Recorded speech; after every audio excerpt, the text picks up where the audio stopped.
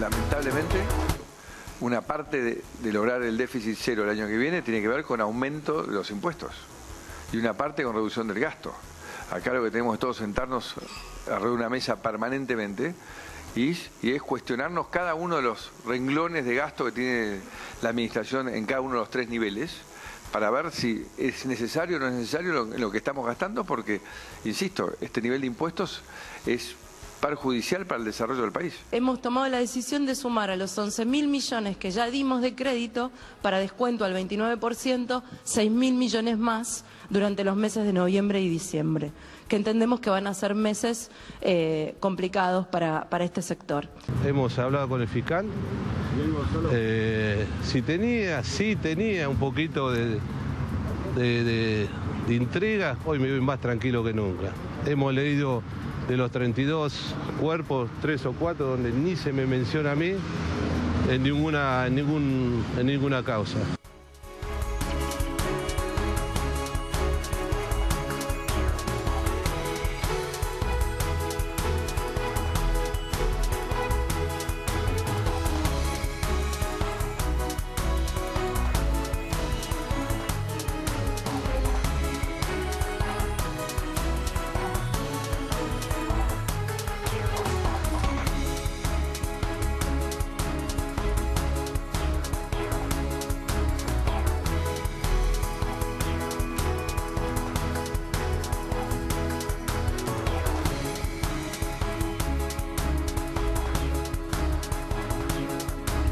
¿Qué tal? ¿Cómo les va? ¿Qué dicen? Muy bienvenidos, muy buenas noches. Bueno, tenemos al fiscal José María Campagnoli esta noche con nosotros. Enorme placer de tenerlo. Gracias, fiscal, por este ratito. Así que, Lourdes, nos vamos a echar a buenas con mucha información judicial. Hay mucho en torno al caso Pablo Moyano. No declaró, se negó a hacerlo Petrov en la noticia saliente hace un ratito. Sí. Me parece que es importante porque Petrov era el nexo, digamos, entre la barra y el propio Moyano, según la investigación del fiscal Escalera. Moyano estuvo 8 horas. Sí, y recordemos que son 16 personas que llamaron a indagatoria. Ni más Además ni de Pablo Moyano, otras 16, entre las que se encontraba nuevamente Petrov. Sí, lo importante acá es que estamos hablando de un delito que tiene que ver con una asociación ilícita por defraudación al Club Atlético Independiente a partir de la falsificación de entradas o, en su defecto, del padrón de socios de Independiente. Son las dos cosas que le imputan a Moyano después de una serie de chats y de escuchas que develan la relación de Moyano con Petrov, con Bebote Álvarez y, en su defecto, con parte de la sindicada barra brava de Independiente. Sí, además hay que decir, Paulino, que sigue habiendo, digamos, una gran pelea, porque acá roza también lo político. Hoy el propio abogado de Pablo Moyano dijo que va a denunciar al Procurador General de la provincia, Contegrán, porque, según dijo Germanos, había llamado durante la indagatoria para que Pablo Moyano quede detenido. Esto lo negó Contegrán, dijo, de ningún modo esto fue así, ¿cómo voy a llamar? De hecho, yo mismo había dicho que no podía quedar detenido. Y esto es algo que yo también te puedo decir desde el lado del derecho. Cuando hay un recurso, digamos, hay una apelación que hizo el propio Escalera porque se le denegó la detención, es la Cámara la que va a definir. Una vez que defina la Cámara, ¿se va a hacer lugar o no? Lo de Germanos es claramente un salvoconducto para embarrar la cancha y ponerlo adentro a Contegrán, a quien se indica, al ser jefe de los fiscales, que está detrás de que el fiscal Escalera avance contra Pablo Moyano. Y decir que tampoco estuvo el juez hoy como había pedido Pablo Moyano que estuviera. Lo que pasa es que el juez, ¿por qué no fue? No sé. El juez estaba de licencia, en teoría hoy se reincorporaba, pero no fue a la audiencia. Por lo tanto... Ahora, ¿el fiscal puede tomarles indagatoria? Obviamente, sí. O sea, que el pedido... Las defensas pueden pedir muchas cosas, pueden pedir que haya 20 personas, 50, que filme, pero no es que lo tenés que hacer. Todo fue ajustado a derecho. Claro, por supuesto. No, porque digo esto porque ellos lo Germano... habían pedido porque querían una persona, un tercero... Porque lo que hay que saber es quién es Germano. ¿Quién es Daniel Germano? Es un ex juez. Sí. ¿Por qué lo echaron? Por la musarela podrida. O sea, ¿fue eyectado de la justicia o no, fiscal Campagnoli? No recuerdo bien el caso. No, está bien, pero quiero decir... Pero fue juez, sí. No sé, fue un controvertido juez. No sé cómo se fue, pero... Sabe mucho de estos menesteres. Entonces, una cosa es lo que las defensas plantean, que Lourdes muy bien cuenta, porque es en rigor a la información. Ahora, otra cosa después lo que pasa puertas adentro. ¿Te imaginas al jefe de los fiscales llamando para decir a un fiscal mientras está indagando, déjelo detenido? Tampoco me imagino cómo, si eso ocurrió, cómo se enteró el abogado defensor. Pero lo cierto es que la indagatoria en la justicia bonaerense, en la provincia de Buenos Aires, la toma el fiscal, no la toma el juez. No es el como, sistema acusatorio. No es como en Capital Federal. Ese mismo código procesal lo tiene Entre Ríos. No debe ser el mismo. No, hay un código, los códigos procesales cada provincia. las reserva cada provincia. Exacto. Bueno. Sí, varios tienen sistema acusatorio, algunas provincias están tomando ya el sistema acusatorio. Aquí todavía en Buenos Aires, en Capital Federal, no se está utilizando. En el sistema federal cuesta mucho, sobre todo en los casos de flagrancia, porque dicen que no están los medios idóneos como para hacer las audiencias orales. Es una cuestión bastante compleja. De todos modos, están haciendo nosotros algunas. Todos los días hacemos audiencias de flagrancia. Sí. Una cosa es la justicia ordinaria, donde yo trabajo, y otra la federal, donde diariamente y con muy buenos resultados. Sí, realmente a mí me lo casos sencillos, de criminalidad, sencillos y bravos también, pero se resuelven en 24 horas. Sí, hoy detienen a la persona, mañana está la audiencia ante el juez de instrucción y a veces ahí mismo se hace un juicio abreviado. O se va con prisión preventiva a tribunal oral. Hablando de eso, ratificaron en la causa de los cuadernos el accionar de Bonadío, o sea que todos van a llegar al juicio en virtud de lo que ha planteado el juez en prisión preventiva. A ver, en principio la postura la tomó la Sala 1 de la Cámara de Casación. Fue un fallo por mayoría con la disidencia de Ana María Figueroa, porque llegaron los primeros recursos de los pedidos de excarcelación de 3 personas. Uno es Nelson Lazarte, secretario privado de Roberto Barata, el otro es el empresario Mundin y el otro es Fabián García Ramón, que es un ex asesor del Ministerio de Planificación. Fueron 3 recursos que llegaron, 3 pedidos de excarcelación. Hoy les rechazaron eso y ya, digamos, prácticamente les queda la Corte Suprema que no va a definir sobre eso. O sea, casación, que es la última instancia antes de la Corte, y la tercera instancia de apelación que tenían los defendidos para pedir por su libertad o por la excarcelación, les ha ratificado lo que Bonadío ha dicho en primera instancia y la Sala, la Cámara, en segunda instancia. Sí, pero esto Paulino ya está fijando un lineamiento de cómo viene la causa de los cuadernos.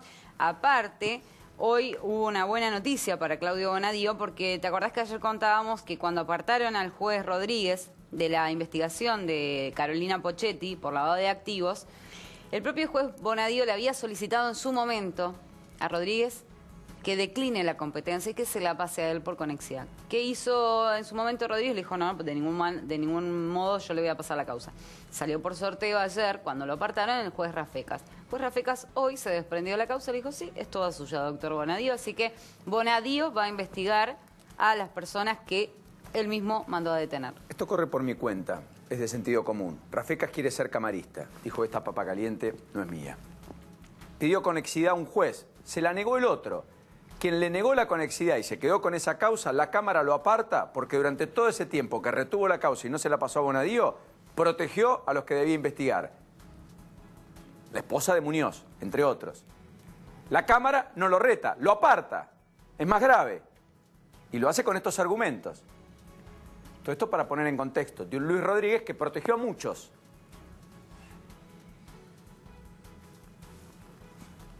Silencio. Bueno, vamos a hablar un ratito de la caída brutal en los indicadores económicos.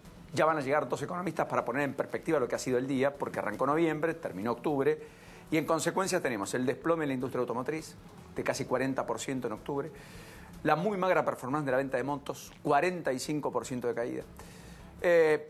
Tenemos la explicación de por qué la recaudación crece al 42% en el mes de septiembre, qué son o cuáles fueron los impuestos que, Paola, ayudaron a ese aumento de recaudación, que yo te diría casi está en línea con la inflación, no mucho más. Todo esto en un día, además, en el cual la devaluación empieza a generar los primeros efectos. Por ejemplo, subió la cantidad de gente que voló por la Argentina en vuelos de cabotaje, bajó la cantidad de gente que voló al exterior en vuelos internacionales, con un dólar naturalmente menos competitivo para ir a vacacionar al exterior. Pero hoy volvió a confirmarse que en septiembre hubo déficit de la balanza comercial con Brasil, el principal socio estratégico de la Argentina, de 70 millones de dólares, menos de lo que venía teniendo como déficit de la Argentina. Bajaron las importaciones fuertes, subieron un poquito las exportaciones, pero no compensó lo que había pasado hace un año.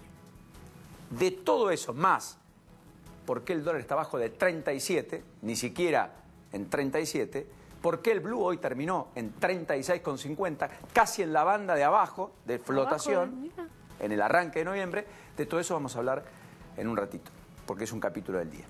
Y también de la política y las fotos, no solo con Vidal comiendo con Tinelli anoche en Palermo, y los anuncios de Vidal y la Vidal que intenta aventar la suspicacia respecto a que ella es el plan B de Cambiemos y que si no es Macri es ella la candidata, como algún sector del Círculo Rojo piensa. También vamos a hablar del encuentro de Macri en Córdoba y la reunión con Schiaretti, de lo que Macri dijo, de lo que se viene en materia impositiva y de lo que apareció en el boletín oficial esta mañana y por lo cual tal vez vos que estás viendo del otro lado, a partir de ahora, cuando compres tu segunda propiedad, si es que tenés la posibilidad, vas a tener que mensurar algo que va a empezar a ocurrir que no estaba ocurriendo y que es que vas a pagar un porcentual de la diferencia entre lo que compras hoy y vendés dentro de 2, 3 o 5 años, sin la posibilidad, como tampoco la tienen las empresas, de ajustar por inflación esa misma ecuación. Con lo cual se vienen planteos probablemente judiciales, al igual que en el ajuste por inflación de parte de las empresas, que vale la pena decirlo, en la Corte ya ha habido al menos 100, por lo menos 92, conté hasta ayer, fallos a favor del espíritu confiscatorio que tiene un impuesto que no ajusta por inflación y que termina generando que muchas pequeñas y medianas empresas, además de grandes compañías, paguen por una supuesta ganancia que nunca tuvieron. Y la propiedad es muy gráfico el caso. Vos comprás algo en 1 millón de pesos. Lo comprás el mes que viene. En 2 años lo vendés en 3 millones porque la inflación fue del 40 anual, entonces lo vendés en 3. La diferencia entre el millón y los 3 millones pasa a constituir para el fisco una ganancia tuya, que en realidad no es ganancia. Fue inflación. Tu costo del dinero, más plata, no significa que compres más cosas. Por ahí hasta compras menos. Obvio. Sin embargo, vas a pagar el 15% sobre la diferencia entre ese millón de pesos y los 3 millones. Con lo cual, sobre 2 millones vas a pagar 300.000 pesos que hoy no pagabas en un impuesto que empieza a regir a partir de lo que hoy salió en el boletín oficial y el Congreso votó en diciembre del año pasado, pero que el gobierno tardó 11 meses en reglamentar. Así como el capítulo sobre las indemnizaciones. Alguien lo echa, una empresa, durante los últimos 12 meses, al menos en algún lapso de tiempo, al menos un mes, trabajó en una posición de toma de decisiones en el... Sí, un cargo gerencial. Cargo gerencial, directivo, con capacidad de ejecución, y eventualmente ganó más de 160.000 pesos por mes, tanto en un organismo público, que los hay, o en el sector privado. Y si eso ocurriese, cuando lo indemnicen, a diferencia de lo que ocurría hasta aquí, también va a pagar el impuesto a las ganancias sobre la indemnización cuando lo echen. Una locura. Con lo cual, es muy perturbador saber que uno tiene que pagar ganancias por el trabajo. Mucho más que cuando te echen y te dejan sin trabajo, así hayas tenido un sueldo muy relevante, por esa indemnización tengas que tributar impuesto a las ganancias. Eso se llama voracidad fiscal. Acá, en Hungría, en Italia, en Japón. ¿Y por qué el problema es que te devuelve el Estado a cambio de todo esto.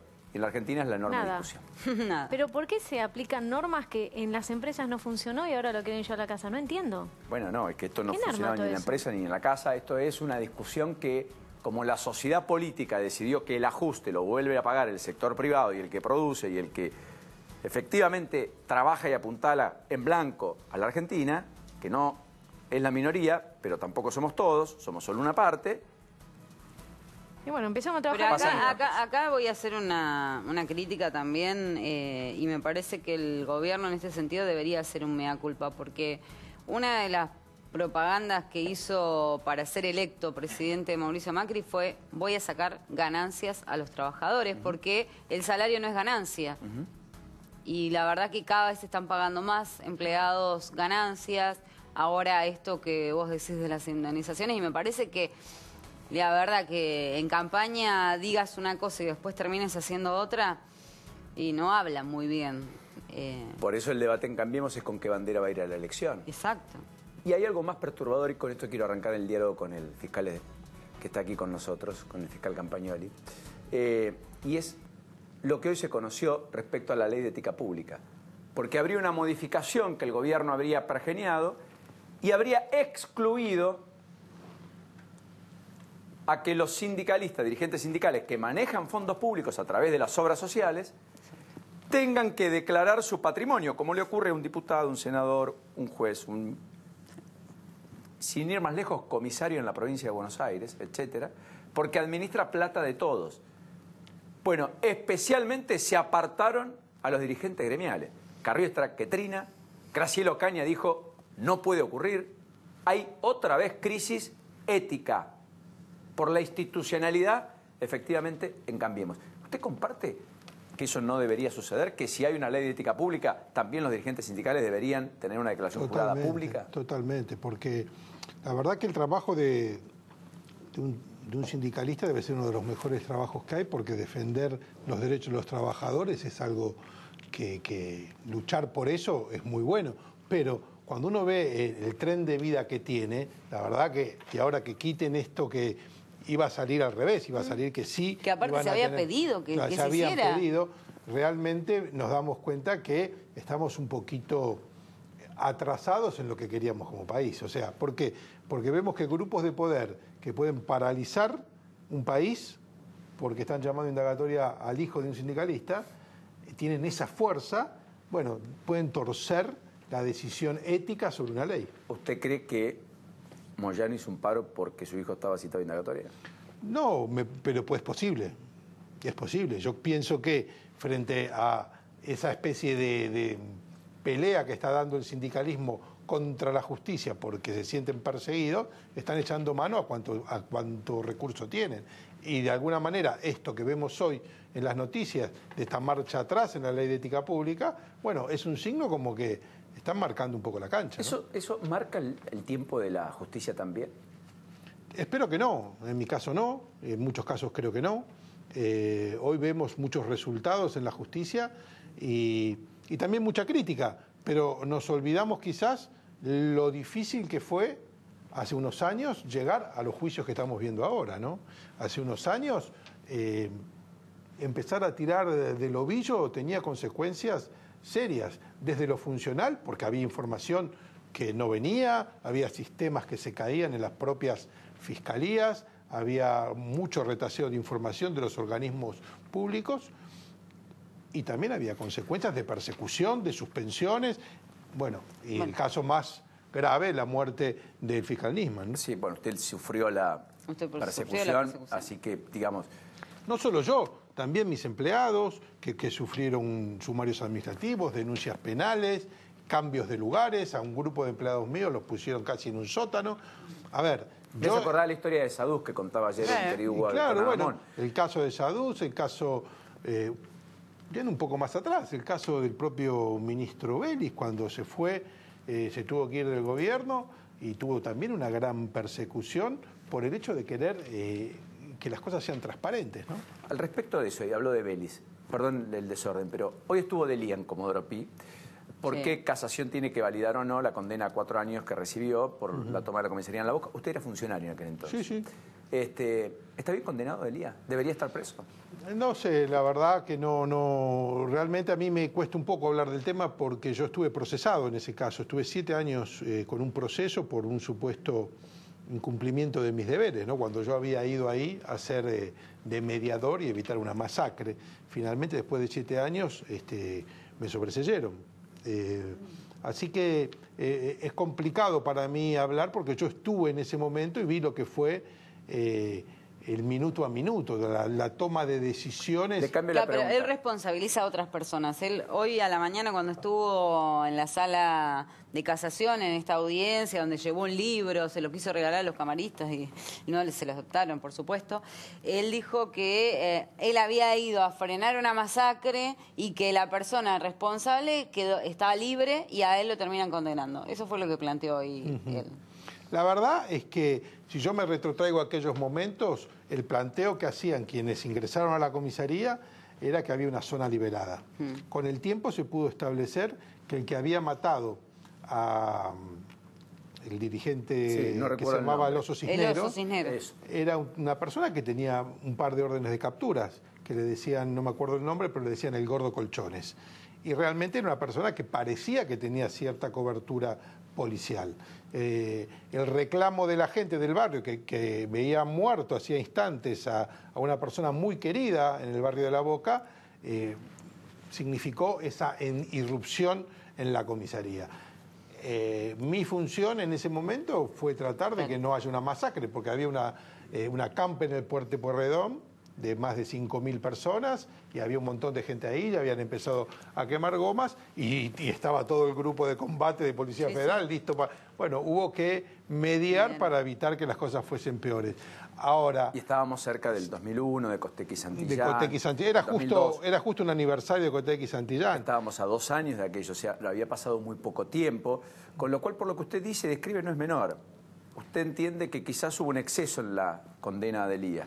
No sé, porque no me gusta, no está bien que yo hable de una causa que todavía está en trámite, que todavía no está firme. Claro. Yo tuve que declarar como testigo a través de una serie de preguntas que me hicieron y bueno, por supuesto que mi visión del hecho es complicada porque yo estuve ahí en el minuto a minuto, ¿no? Con las personas que estaban ahí y todo. Dijo algo al pasar que no me pasa inadvertido.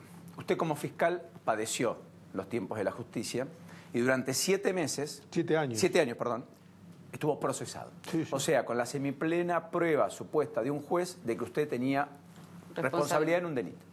Y luego finalmente todo terminó en foja C. ¿Comprende y comparte que la dilación del proceso penal significa la libertad del culpable y la condena del inocente? Sí, totalmente. O sea, a ver, hay muchas cosas que cambiar en la justicia. Yo siempre lo digo, yo soy un crítico de la justicia y trato día a día de enmendar un montón de situaciones que espero que no pasen por los procesos en los que yo estoy. Lo cierto es que, volviendo al tema de la comisaría de La Boca, yo en mi función de aquel momento, como subsecretario de Seguridad, había identificado a las personas que habían entrado, habíamos revisado que no se llevasen nada y constatamos todos los daños que había y un juez había dispuesto que se vayan para su casa. Esos son los hechos objetivos de ese proceso. Sin embargo, el proceso se encaminó por un lado hacia Delía y por otro lado hacia el doctor Quantín y hacia mí, y nosotros creemos que eso era, yo creo que eso fue un poco por nuestro paso por el Ministerio de Justicia, que intentamos de alguna manera cambiar la justicia federal. Eso no gustó y cuando pudieron empezar a perseguirnos, bueno, ahí nos tuvieron un buen tiempo. Usted dice que fue una devolución de gentileza. Sí, por supuesto. ¿Le gusta que Sergio Moro, el hombre del Lavallato en Brasil, haya aceptado ser el ministro de Justicia de Bolsonaro, después de que muchos en el Partido de los Trabajadores, Lula incluido, dijeron que por él fueron proscriptos y que por tanto por eso Bolsonaro, entre otras cosas, llegó al poder? Bueno, a ver, si el juez Moro cumplió la ley haciendo su trabajo y se respetaron todas las normas del debido proceso y él tiene una aspiración política, a mí no me parece mal. ¿Que suena raro? Suena raro, porque él de alguna manera fue el que llevó a la cárcel a Lula, pero también puede ser que esa aspiración legítima que él puede tener como ministro de Justicia, que yo no sé si la tenía de antemano, sea válida, siempre y cuando haya cumplido todos los pasos de los reglamentos, procedimientos y códigos. Bueno, igual la política y la justicia estaban bastante ligadas. Acá en Argentina también, Stornelli en su momento estuvo en la provincia, en el Ministerio de Justicia y Seguridad, de Seguridad, creo. Con Scioli. Hay varios casos que podríamos mencionar, hay muchos casos. Que fueron fiscales o jueces y que estuvieron, el fiscal Franco Picardi estuvo en el Ministerio de Justicia. Yo fui subsecretario de Seguridad en el 2003-2004, el doctor Quantín. El doctor Lanusse también era fiscal y fue ministro. Lo que sucede es que hay una vocación pública que los unifica. Hay una vocación pública. Ahora, lo que está mal es que si yo hago las cosas o aprovecho los procedimientos o persigo a alguien en particular para posicionarme por un cargo político, eso está mal. A mí no me consta que en el caso del juez Moro, eso es lo que están sufrió bastantes, bastante rigor tuvo de todos lados el juez Moro, y me parece que llevó adelante un proceso que es digno de seguir el ejemplo, ¿no? Sí, yo siempre digo, lo que tiene que estar es por encima de la media y que en la balanza siempre tiene que estar más positivo que negativo. Debe tener aspectos negativos, sin duda. Ahora, la verdad es que para Brasil ha sido algo que no estaba en los pronósticos ni en los planes de nadie hace 4 o 5 años. Sí. Disruptivo. ¿Puede Bonadío hacer lo mismo acá?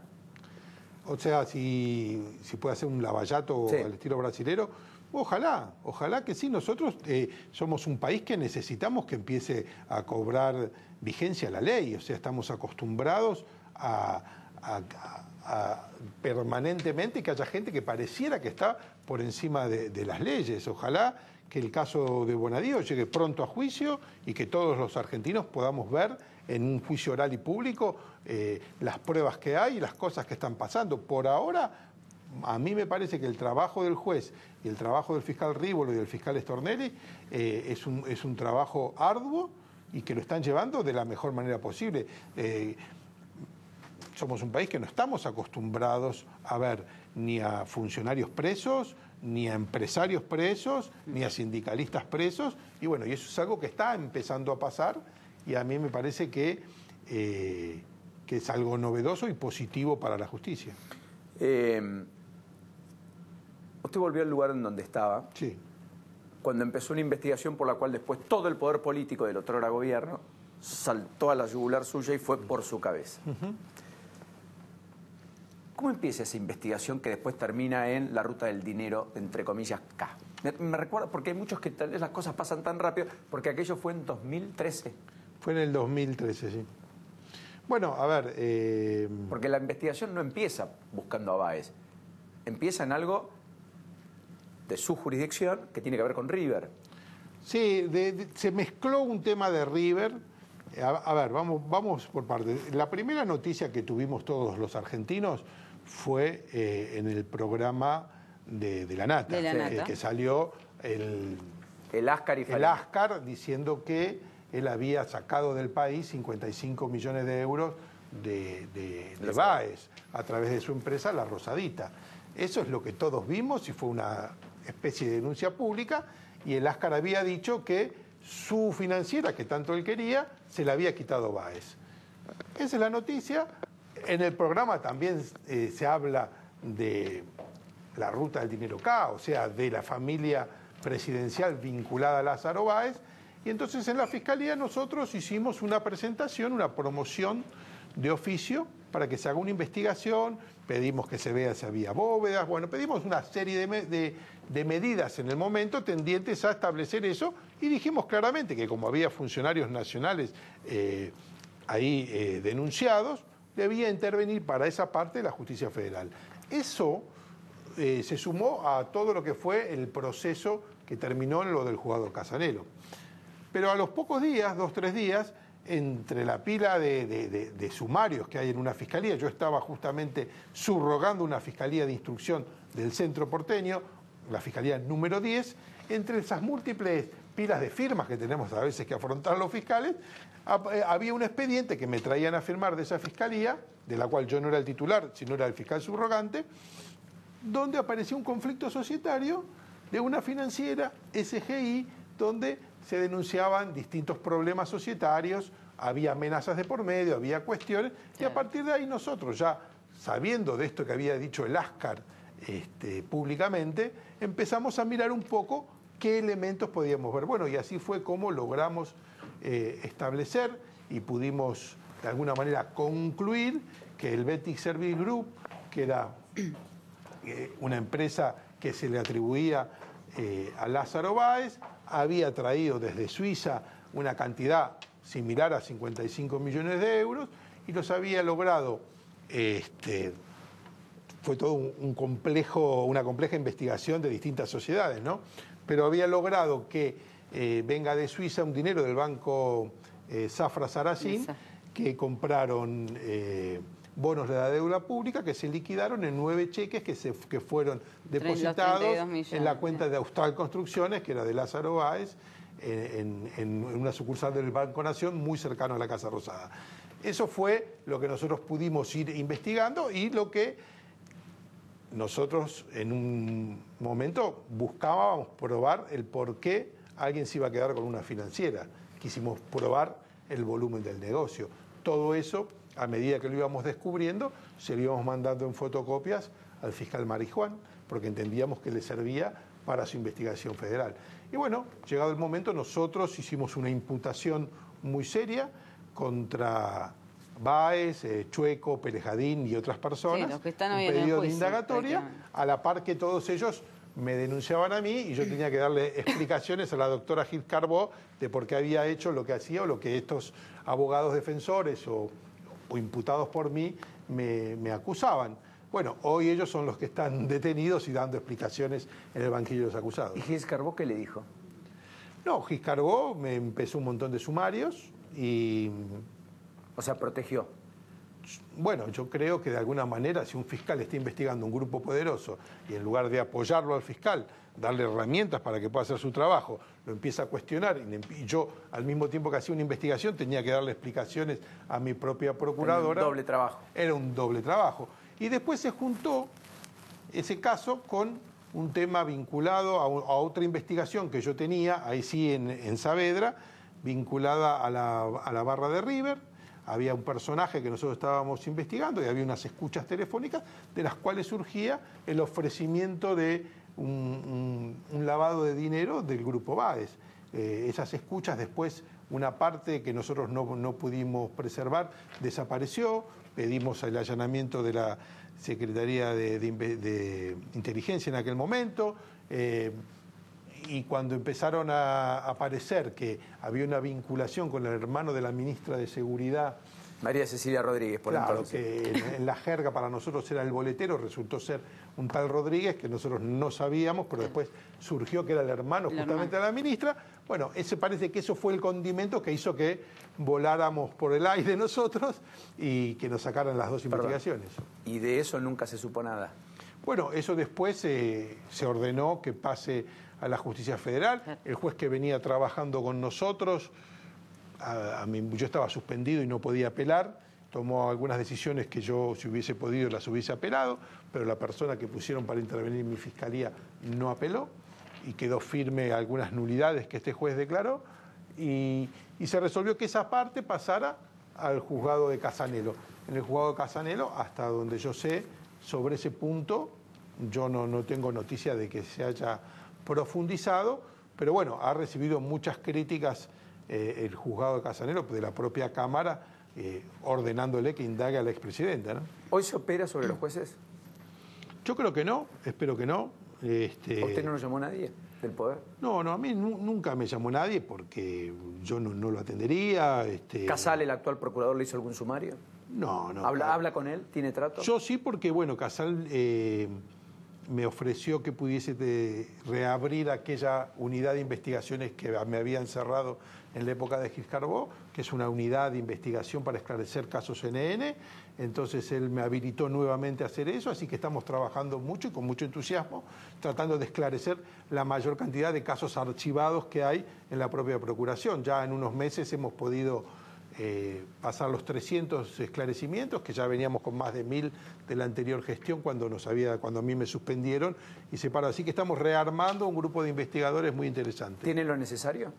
Yo sé que siempre quieren más, pero al menos está con lo necesario. Yo no me quejo, hago mi trabajo y no me quejo. Siempre en materia de infraestructura, uno personal. siempre le gustaría tener mayor capacidad para poder abarcar más casos, pero bueno, no me quejo. A mí me parece que hay muchas cosas que se están haciendo bien. Lo que hablábamos antes de esta ley de flagrancia nos lleva a los fiscales a tomar un contacto que antes era más diluido con los propios imputados y de esa manera, al verle la cara al motochorro, uno puede después volver a su oficina y empezar a buscar hechos y darse cuenta que ese que vimos hoy en una audiencia es el mismo que venía robando toda la semana. ¿La puerta giratoria sigue existiendo? Para mí no, para mí esta ley de flagrancia justamente vino a obturar eso. Porque la policía se queja mucho, dice, nosotros detenemos y en la justicia lo larga. Sí, la policía se queja en general de todo, siempre dicen somos el jamón del sándwich, o dicen la sábana corta, la sábana larga. La verdad es que nosotros dependemos mucho del trabajo policial. Un trabajo policial bien hecho le cierra la puerta a cualquier delincuente. Lo que a veces no pasa es que haya investigaciones más eficaces que las que uno necesita como fiscal. Por ejemplo, la gente se queja, muchas veces con razón, ve los desmanes del otro día en el Congreso y que un juez larga a todos los que había detenido la policía. Lo cierto es que yo no conozco el caso particular, estoy hablando en abstracto, pero muchas veces nos pasa a nosotros cuando hay episodios en la cancha de River que nos traen a 100 detenidos, entonces le decimos, bueno, ¿y este qué hizo? Ah, no sé, estaba tirando piedra, pero ¿a quién le tiró piedra? Y creo que a alguno de la que iba en moto. No, entonces a veces, por las circunstancias del caso, es muy difícil recoger la prueba y nosotros lo sabemos. La tecnología ha hecho un aporte descomunal, ¿no? A veces una buena filmación, a veces sería mejor para mí como fiscal que la policía se concentre en 10 revoltosos y que nos digan, bueno, este lastimó a este policía, rompió este patrullero en este momento, con este testigo verifica esto, esta filmación o esta foto. Hay 2 chicos menores apuntándole a una cronista de crónica cuando van a Villa Inflamable en Avellaneda, en medio de un episodio que termina con la muerte de un agente encubierto. Ahora pidieron la detención. Porque los tipos aparecieron con revólver amenazando a la propia movilidad de crónica. Eso es para detener. Aunque tenga menor, aunque tenga 14 años. Yo creo que un menor que infringe la ley tiene que por lo menos ser trasladado a una dependencia policial adecuada para menores de edad, que las hay, y tiene que ser sometido al procedimiento que hay para menores. Es distinto el de provincia que el de acá. Hay jueces que son bastante rigurosos acá en Capital Federal y otros no tanto. Son todas cuestiones de criterio. Yo trabajé cuando era joven mucho tiempo. Esta es la imagen, es tremenda, ¿eh? Acá está la periodista de crónica, fíjense, y atrás el pibe, diciéndole, andate, ¿qué venís a hacer acá? Habían matado a un agente encubierto de la policía, digamos. Acá hay que rever Miren lo que muchas es la imagen, cosas. Sí, no, es terrible. Pensar en mi hija, es dramático. Dramático. Ritondo creo que quiere la edad de que se baje a 14 años, tiene la idea de que se baje a 14 años la edad de imputabilidad. ¿Eso es un debate todavía posible o no? Es un debate, se puede opinar a favor, en contra. A mí me parece que un chico de 14 años conoce bastante ya en general la criminalidad de sus actos, pero estaría bueno quizás más que un descenso de la edad, que sea un juez el que decida si el menor de la edad que sea es imputable o no imputable, es punible o no punible para lo que hizo, porque hay chicos, no todos los chicos de 14 años son iguales y no todos los chicos de 10 años son iguales. Entonces a mí me parece que hay que dar un buen debate en ese sentido, pero las leyes que hay hoy no conforman a nadie. ¿Y lo que pasó con Chocobar, cómo lo ve? Si puede. Lo que pasó con Chocobar me parece que la justicia actuó, son casos controvertidos. Por un lado se le pide a veces a la policía que actúe y cuando actúa se la castiga, pero bueno, hay que ver, estas cuestiones se resuelven en el marco de los jueces. Por ejemplo, no es lo mismo que un policía a un delincuente que se está escapando le dispare diciéndole no vas a robar nunca más, que un policía dispare cuando cree que el delincuente le está por disparar. Son casos distintos. En ese marco es lo que tenemos que resolver jueces y fiscales cuando tenemos un caso así. Claro, pero había apuñalado a una persona también que casi muere. Por eso, si lo que se por prueba... eso es la controversia, digo. Bueno, pero lo que pasa es que la controversia nosotros podemos discutir y que nos caiga simpático que el presidente lo felicite o que nos caiga antipático. Podemos discutir si fue mucho o fue poco, pero la realidad la sabe solamente el juez que dictó la medida y las pruebas que lo llevaron a esa decisión. Lo último, acompáñeme con el tiempo, ya me meto en el debate económico, pero ha sido muy jugosa esta entrevista, José María, le agradezco mucho la diferencia. Hoy el presidente habló, flanqueado por Patricia Bullrich, después del encuentro con el propio gobernador Schiaretti, y dio aire a aquella discusión que algún sector está planteando respecto a que Pichetto validó primero y fundamentalmente a la deportación rápida de los ilegales que cometan delitos en la Argentina. El gobierno había hecho un decreto, la Corte dijo que no había necesidad de urgencia, lo envió al Congreso, eso todavía no se discutió, seguramente alguna modificación habrá que hacer, pero la idea de la reciprocidad, que es un paso más en esa lógica, que es lo que ha planteado Jorge Macri, por ejemplo, esta lógica de si hay un país al cual un argentino va y el sistema de salud no lo atiende si tiene un accidente de tránsito en la vía pública, bueno, que el habitante de ese país que viene a la Argentina tampoco lo atienda el sistema público, hasta tanto conseguir una negociación por la cual el Estado de ese país se haga cargo de ese inmigrante que eventualmente esté aquí si no tiene un seguro, como los argentinos muchas veces contratamos cuando viajamos por el mundo. ¿Eso es una discusión válida o es xenófoba? A ver, yo creo que nuestro país es un país que se ha formado de migraciones, o sea, pensar que nosotros somos un país xenófobo es un error desde mi punto de vista. Lo cierto es que sí, yo veo como fiscal que tenemos una frontera muy laxa. A mí me pasa muchas veces que una persona que detiene la policía ya tiene una condena o 2 condenas y es extranjero. A mí me llama la atención. A mí me parece que una persona que viene a nuestro país y que comete delitos tiene que ser expulsada rápidamente. Yo no, como ciudadano, ya no como fiscal, no estoy muy conforme con el sistema migratorio. ¿Por qué? Porque veo que en otros países a nosotros nos exigen cosas que acá no se le exige a nadie. A ninguno se nos ocurriría ir a cualquier otro país y poner una manta y vender mercadería de cualquier origen. Ese tipo de cosas en los países serios no pasan, duran 2 minutos en la calle. Acá, sin embargo, bueno, hay toda una discusión si está bien sacarlo, si está mal sacarlo, si se usó mucha fuerza o poca fuerza. Me parece que tenemos una frontera bastante boba, me parece que tenemos una frontera que debería, porque, a ver, cualquier persona extranjera que entra a nuestro país tiene los mismos derechos que nosotros y está muy bien, y lo dice la Constitución. Pero las leyes, los derechos constitucionales están de acuerdo a las leyes que reglamentan su ejercicio. O sea, que cualquiera venga acá y ya en cualquier país de Sudamérica dicen los jóvenes, bueno, yo voy a hacer la facultad en Argentina, que es gratis. O sea, me parece que realmente estamos siendo demasiado generosos y que deberíamos rever nuestra política en este sentido, porque realmente esto me parece que no va para ningún lado. No sabe cuánto le agradezco. Lo retuve un poquito más, discúlpeme. Sí. No, por favor. Es un placer. Gracias, fiscal. Hasta la próxima. José María Campagnoli con nosotros. ¿Cómo les va? ¿Qué dicen? ¿Cómo andan? Es salir del sistema judicial y meterme en el sistema tributario, mucho de lo cual se va a terminar discutiendo en los tribunales, ¿o no? Claro, sí, claro. Porque no solo es el ajuste de los balances por inflación, que ya tiene más de 90 demandas de la Corte a favor de los espíritus confiscatorios en muchos casos, sino lo que hoy salió en el boletín oficial, ayúdenme, respecto a pagar el 15% sobre la compra de la segunda vivienda, cuando uno después la vende un valor mayor. Me da la impresión que también algunos van a decir, perdón, y ajústeme por inflación, porque yo no estoy ganando, estoy en todo caso preservando mi valor, ¿o me equivoco? No, la verdad que, ¿sabes lo que parecería ser que está sucediendo en el Congreso? Es que Cambiemos había criticado la seguridad jurídica de nuestro país. Y se está perdiendo con esta gestión. ¿Será porque será minoría o porque tiene que negociar con una mayoría que lo presiona y lo lleva a este lugar?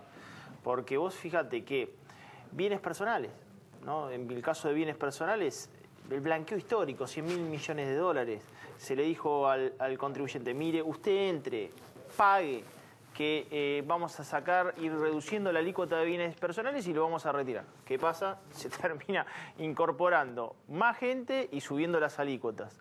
En el caso de ganancias, estaba el ITI, que era el impuesto de transferencia inmobiliaria, que era del 1,5%, pasaríamos a 15% de ganancia en el medio de una ley de alquileres. Que no se sabe si se va a discutir ni cómo se va a debatir. Es inédito, por lo cual la clase media, digamos, está pasando una situación muy complicada en ese sentido, ¿no? ¿La clase media que está pagando todos los platos rotos? La clase media, y te va a sorprender lo que voy a decir, las grandes empresas y las pymes. No hay sector que esté exento de la mayor presión impositiva de la historia argentina. O sea, Macri va a tener en su último año de gobierno, ¿sí?, con este presupuesto, más presión fiscal de la que recibió. Pero me gustaría contextualizar. Lógico. Cristina Kirchner en el año 2011 ganó con el 54% con 2 cuestiones. Salarios en dólares máximos en 10 años, gracias al precio de la soja en 600, y hace más de 6 años, no es nuevo, tenemos vientos en contra. Al contrario de lo que dice el gobierno, desde el año 2012 que se terminó el boom del precio de las commodities. Y hay un incremento del costo del capital de pedir prestado para todos los países emergentes por la reversión de la política monetaria de la Reserva Federal. Desde el año 2011-2012. Bueno, pero lo de la política monetaria es nueva. La reversión, porque hasta hace 2 años el costo de dinero era nada. No, 2 años no, discúlpame. Empezó ya en el 2012 y además el dólar en el mundo se encareció antes de Trump. Quiere decir que la excusa que pone el oficialismo con respecto a que nos vino una tormenta de golpe, la tormenta la está viviendo desde afuera la economía argentina, por lo menos desde el año 2008. Eso coincido, pero quiero poner esto porque si no, la tasa de interés en Estados Unidos empezó a corregir hace 1 año y medio, no hace 4 o 5. No. Se vino corrigiendo antes, pero bruscamente se corrigió hace 1 año y medio. ¿Argentina consiguió plata hace 1 año, a 100 años? No, se apreció el dólar y nos volvimos menos competitivos por la política monetaria de Estados Unidos y agregarle a eso el efecto Trump. Todos los economistas serios tenían ese diagnóstico del escenario internacional, menos el conjunto de los partidos políticos. Por eso me pregunto, veo nuevamente, y ahora que me siento viejo y me quiero jubilar, veo una crisis jubilatoria ya, otro gobierno más que subestimó la herencia y no supo manejarla. De Alfonsín a esta parte. Estoy un poquito cansado de eso. Entonces estamos con una reforma impositiva que no existe, la antigua reforma impositiva, totalmente postergada, y ante la emergencia se adoptó la política económica del peronismo típica del peronismo, devaluación y retenciones.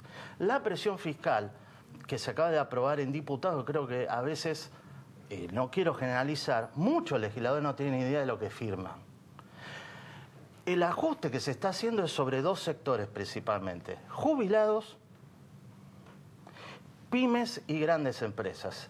Jubilados, impuesto a las ganancias en la discusión democrática de las baldosas 1, diciembre de 2017, luego vino la número 2, a punta de Molotov, se aprobó que todos los ingresos de impuestos a las ganancias que financiaban al ANSES para pagar jubilaciones volvían a las provincias. Por eso las provincias tienen superávit y por eso los jubilados ganan la mitad de la canasta jubilatoria. Y perdieron, o van a perder 12 o 14 puntos este año contra la inflación. Las provincias tienen superávit. Ahora se agrega de que provincia de Buenos Aires y Ciudad de Buenos Aires son los únicos distritos que sufren la reversión de los subsidios hacia las provincias de transporte. Porque el resto, excepto algunos casos, nunca tuvieron subsidios al transporte. Y encima le mantienen el... ¿Quiénes ganan? Siempre los ajustes, alguien gana. Las provincias. ¿Por qué? Porque no tiene poder político el gobierno desde diciembre del 2000, ya se me van los tiempos, 17, el 28 de diciembre que se anunció el corrimiento de metas. Y ahí el mercado le empezó y se violó completamente la independencia del Banco Central. Entonces, esa es la situación que estamos hoy. La suba de impuestos de no ajuste por inflación de los balances implica 3 cosas. Violar normativa internacional, que se llama NIF, contable, por la cual un país que tenga acumulado 3 años de inflación de 100%, como nos pasa ahora, ya es hiperinflación. No en los términos antiguos de un país posterior a una guerra mundial, como la Primera Guerra Mundial en Hungría, Alemania y otros, sino por reglamento internacional. ¿Qué significa?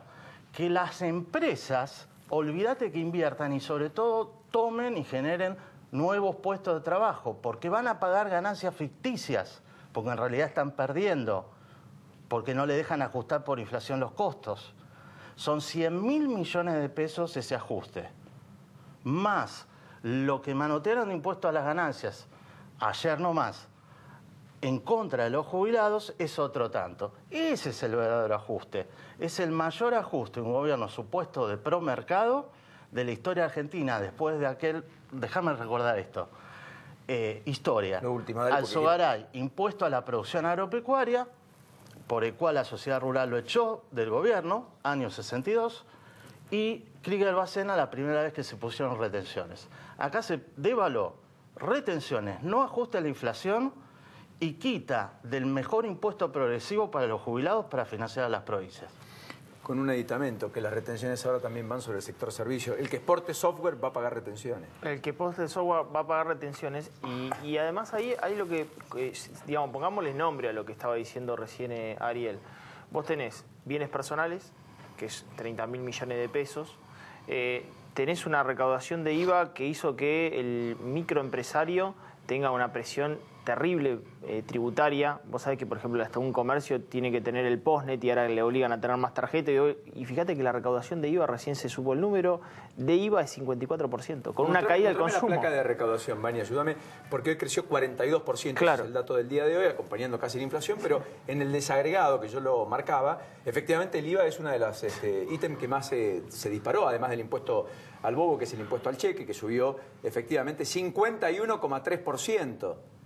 El impuesto a las ganancias, 30,7%, pero el IVA 59,5%. Con consumo en caída, tenés 5,8% que cayó en el mes de septiembre, 2,8% en el acumulado y ventas minoristas 9,2% de acuerdo a la CAME y 4,3% en el acumulado del año. Y se recauda casi 60% de IVA. O sea, imagínate, digamos, es la famosa cacería en el zoológico. Y te digo, mira, ayer tuve una reunión en la Comisión de Comercio del Consejo Económico y Social de la Ciudad de Buenos Aires y estuve hablando con diferentes referentes de barrios como Liniers, 11, San Telmo y Avenida Avellaneda, que no sabes qué está pasando. Vuelve la venta ilegal. Es lógico. Porque la presión tributaria hace que muchos comercios terminen cerrando y encuentren en ese lugar un lugar de subsistencia, pero ya no de la informalidad, porque es cuestión social que termina en la calle. Es el que sale y se cae. Y se cae directamente. O sea, no puede sostenerse en la formalidad con esta presión tributaria con caída de venta. Y el gobierno no la ve. A mí lo que más me preocupa es que no la ve, porque la verdad que es un contribuyente, muchos casos de esos minoristas son contribuyentes monotributistas. Por lo menos, no sé, extender el régimen simplificado, que es lo que digo yo, hay que extender el régimen simplificado. Lo están pasando. Lo están pasando. O sea, te están excluyendo arbitrariamente a 50 o 60 mil de los de máxima categoría para que vayas autónomo y seas el hijo del pavote y pagues 3 o 4 veces más de impuestos. Fíjate, si haces todo un raconto de esto, que es de terror toda esta película y no había visto estos números, muchas gracias. Microempresas, empleados pagan ganancias, monotributistas y, como te dije antes, la falta de ajuste en los balances implica a las grandes y a las pymes. Sí, claro. Algunas tendrán más o menos espalda, pero a todas les pega. Recuerdo una cosa, este gobierno también aumentó el IVA, porque nosotros podíamos, como consumidores, teníamos un reintegro del IVA, cada mes experto en esto, de unos cuantos puntos, y por aumentar la recaudación eso volvió para atrás. ¿Qué significa esto? Que por no adecuar el gasto a una soja, esa es mi figura, a una soja de 300, y a que no va a volver a subir la soja por un tiempo más, estamos con un gasto de $600 la tonelada. El gasto público es lo que financia todo esto. Sí, y es un ajuste mal hecho, porque de vuelta, esto lo viví yo cuando trabajaba en la administración pública, ahora soy CONICET y UBA, por ahora. ¿Qué es? El ajuste horizontal, 10% a todo el mundo, implica que te ganás enemigo en todos los sectores y ministerios o pseudo ministerios que hay actualmente. Bueno, por eso el mercado ya no le crea no por programa. Bueno, el mercado, fíjate que volvió con la bicicleta financiera. Mirá los datos de hoy rápido, Vanina, y nos vamos a la pausa. Pero mirá los datos de hoy. El dólar abajo de 37. 36.76. 36.50 el blue. La bolsa se subió el 6%, se disparó. Los bancos básicamente apuntalaron esto, están ganando mucho. Ahora, el Banco Central hoy renovó el ELIC, pagó un poquito más que ayer, 68.80.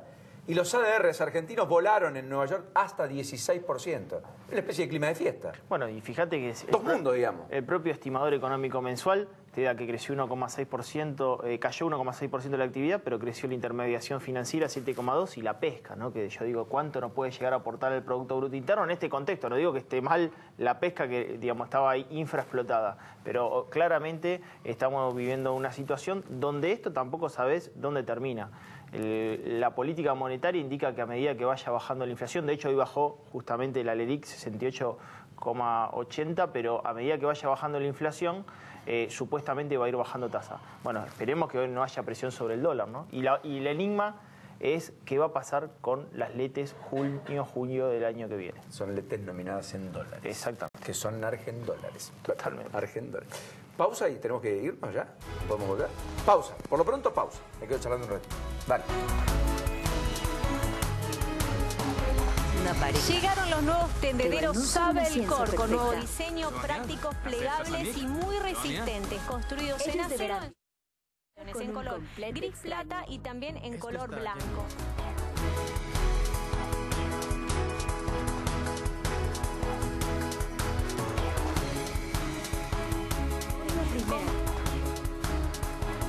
Compras trabajo argentino. Por Lifetime.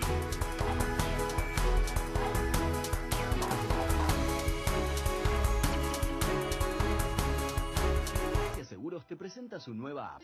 Bájala y tené lo que necesitas a un dedo de distancia. Accede a tus pólizas, a la tarjeta de circulación y Mercosur, siniestros, denuncia y seguimiento online, asistencia al vehículo. Planificás y manejás tu tiempo porque sabés al instante dónde está el auxilio y mucho más. Todo lo que necesitas a un dedo de distancia. Nuestro compromiso es con vos. Provincia Seguros, una empresa del Grupo Provincia.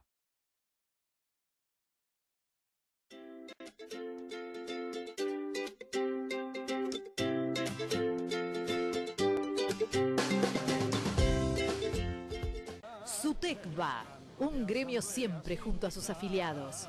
Un gremio fuerte, unido y solidario. Los derechos humanos son también los derechos de los trabajadores, la protección del trabajo, de la salud, de la mujer y de la familia. SUTECBA, Amadeo Yenta, garantizando el trabajo digno, la estabilidad, la capacitación y el progreso en la carrera y mucho más.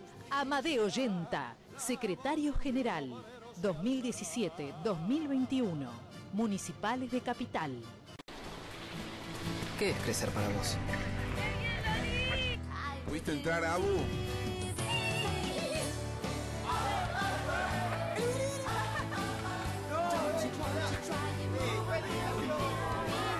Y ahí vamos a ver el cuarto de todo. Para cada uno, crecer es algo distinto. Lo importante es tener quien te acompañe. Me parece que hice un video. Banco Ciudad, te quiere ver crecer. ¿Por qué será que le hablamos a la tele? Como si nos fuese a escuchar, ¿no? En la alfombra roja le decimos, ay nena, no te podés poner ese vestido. Le reclamamos al árbitro que eso fue penal. O que la respuesta correcta era la C. Ah. Pero hoy por primera vez, la tele nos va a responder. Telecentro presenta un nuevo control remoto que se maneja por voz. Para que digas Netflix y aparezca Netflix. Para que digas Superliga y tu voz tenga el control. YouTube. Bueno, la de tu hija también. El nuevo control remoto de Telecentro lo hicimos por vos y por vos, Telecentro. ¿Luis? Luis, tocayo. Gracias, Hernán. De nada, María. Santiago. Gracias, Pedro. Gracias, Ana. Hay tantos nombres como formas de llegar y ahora podemos hacerlo juntos. Uber, juntos en el viaje. Esto es un infierno. Hasta la temperatura, Rubén. ¿Tenés acidez? Tenés que tener Milanta. El antiácido masticable rápido, efectivo y con mejor sabor que nunca. Milanta, apaga la acidez. En este país hay que remarla más que en cualquier otra parte del mundo. ¡Acá! ¡El 10% de propina no está incluido en la cuenta! ¡Pero tenés que ganar!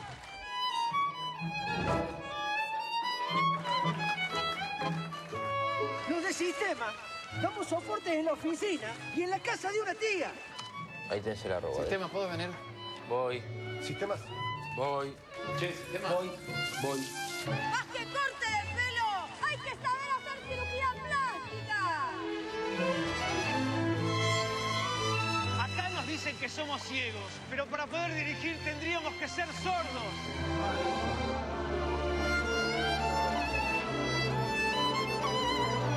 Laburar acá cuesta el doble. Por eso elegís un vino hecho con el mismo esfuerzo con el que vos haces las cosas. Hay un laburante, hay un toro. Che, ¿quién sirve la comida? ¿Acá nadie labura? En Manía Muebles diseñamos a medida los muebles de tus sueños. Especialistas en melamina, fabricamos placares de tendencia y los mejores muebles para tu cocina. Llámanos ahora que te bonificamos el envío. Seguinos en nuestras redes sociales y entérate de las super promos maníacas que tenemos para vos. Regalale diseño y confort a tu casa con Manía Muebles. ¿Estás pensando en renovar tus persianas? Cortinas Maceo, fábrica integral de persianas de aluminio. Más de 20 años de trayectoria. Cortinas Maceo. Estar subido a un caballo de polo, sujetando las riendas con una mano y una copa de Navarro Correas con la otra, te hace decir cosas irónicas como una vuelta para todos. Venía a pasarla bien al carrusel de polo Navarro Correas. 10 de noviembre al 15 de diciembre, Campo Argentino de Polo. Esto es un infierno. Hasta la temperatura, Rubén. ¿Tenés acidez? Tenés que tener Milanta. El antiácido masticable rápido, efectivo y con mejor sabor que nunca. Milanta, apaga la acidez. Cambiamos nuestro envase pensando en cada uno de nuestros consumidores. En el anfitrión, anfitrión. En el que tiene todo calculado. En los más fríos, pero afectuosos. En el barman del grupo. Y en Justo. Justo Rodríguez. Nuevo termidor con tapa. Cierra por todos lados. ¿Luis? Luis. Tocayo. Gracias, Hernán. De nada, María. Santiago. Gracias, Pedro. Gracias, Ana. Hay tantos nombres como formas de llegar y ahora podemos hacerlo juntos. Uber, juntos en el viaje. ¿Qué temas están más candentes en el día? No, puedes controlar la televisión. Si escuchaste bien, hace lo que le pedís. Si vos decís, por ejemplo, buscar La Lupa, enseguida te busca el programa La Lupa. O buscar Brad Pitt, enseguida te busca todas las series y películas de Brad Pitt. Toma. O le decís, no Eso. tengo micrófono, Ahí está. o le decís buscar Canal 26, te pone Canal 26. Este control remoto es maravilloso, te hace caso con lo que no te hace tu marido, te hace caso el control remoto de Telecentro. ¿Será Se el ríe tuyo? el ¿Será hombre. Marcelo? ¿Qué sé yo? No, es el de Telecentro porque son unos capos en Telecentro. Crearon esta nueva propuesta, así que si vos querés tener el control remoto, que con la voz podés dominar la tele, aprovechá y llama ya mismo al 6380-0000 o bien ingresando en telecentro.com.ar. Porque Telecentro te conecta a todo. Escúchame, con la voz dominás. Con la voz. Y justo no te anda el micrófono. No me andaba, Vamos, me vengo mal. Nos vemos. Voy a comprar eso en Telecentro y Hasta ¿sabés qué? mañana. Que me haga caso. Pásenlo lindo, disfruten. Se hace. Algunas cosas pasan. Mañana Antonio Tarragorros. Chau. Eso, chau.